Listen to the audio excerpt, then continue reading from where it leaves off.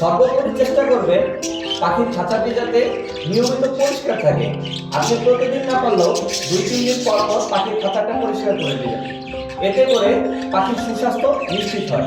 মাঝে মাঝে চেষ্টা করবেন পাখির খাঁচায় নিম পাতা গুলানো পানি স্প্রে করে দিতে। এতে করে পাখির রোগ এবং অসুখ বিসুখ কম হওয়ার সম্ভাবনা থাকে।